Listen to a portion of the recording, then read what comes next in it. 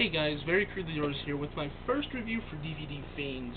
The film that I chose to review is one of my favorite cult films of all time, and it is Deadbeat at Dawn.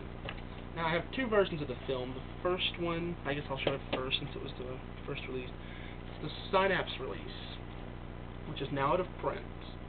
I'll just show this one for reference since there is two versions, but the other version is still in print, so I'll use that as what I flail around madly during the review. Here's the new one. It comes in a box set. I don't think there's a singular release. I think you have to buy it in the box set, and it's the films of Jim Vanbeeber, Visions of Hell. Jim Vanbeeber is the director and star of all of these films, and I'll get to his role in Deadbeat at Dawn in a minute, but I just wanted to show you this version also comes with the Manson family, and 2-disc set on that, and then 2-disc set for Deadbeat at Dawn. And there is Jim Vanbeeber. He stars as Goose, the leader of this street gang called the Ravens. Now the Ravens, like every good street gang, has their enemies. Bloods and Crips, it's the Ravens and the Spiders. The Spiders are run by this really bizarre, curly-headed, handlebar mustache guy named Danny.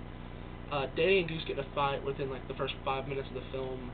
The cops are called, and they agree to settle their argument later. Goose's girlfriend is a psychic, and she basically tells him that if he doesn't leave the gang soon, something bad's going to happen to him. So she doesn't elaborate on that. So he assumes that something bad will happen to him himself. He goes, tells the gang, "Look, I'm done. It's over. I'm out. I'm going to spend some time with my girl now." Well, Danny's still pretty pissed at what Goose did to him originally, so he sends out some spider hitmen to take Goose out. Only problem is, Goose isn't at his apartment, so they just kill his girlfriend. So he's really upset, devastated, heartbroken. He has no girlfriend, no friends, no gang, and he actually sold his weapons since he thought he wouldn't need them anymore. He sold them to get a little bit of startup cash. So now he's completely defenseless. So he's basically just hiding out now. And he's with his, he hides out with his dad, who is just the most weirdest. He's a crazy, delusional man who just, basically all he does is steal money from Goose and accuse him of stealing his beers. Goose gets fed up, leaves, and he's on the street corner getting ready to commit suicide whenever the new leader of the Ravens shows up and says, "I'm not going to let you kill yourself. We need you." And what he's talking about is the Ravens and the Spiders have become this one mega gang, and they're led by Danny, and I forgot what the new leader of the Ravens is, but he's not an important character. They agree they're going to rob an armored car. Everything goes according to plan. They get away with I think it's $200,000 or $250,000, somewhere around there. Well, whenever they have to pay up the royalties to the Ravens, the Spiders double-cross them and kill everyone, except Goose. He escapes with the money. Now, in order to repay what he's done to his girlfriend, he calls her sister and says that he has something that, I think her name was Linda? I'm pretty sure her name was Linda. Christy. Her name was Christy. He says that he has something that Christy would want to give her. Which he plans to give her the money, because he knows that the money can't stay around him, or they'll just keep hunting him down.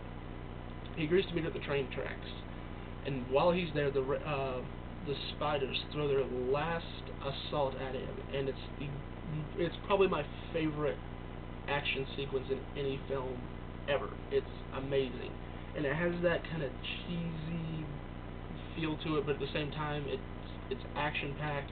The film kind of reminds me of Street Trash in some ways, and the setting is basically, it's sort of kind of dystopian.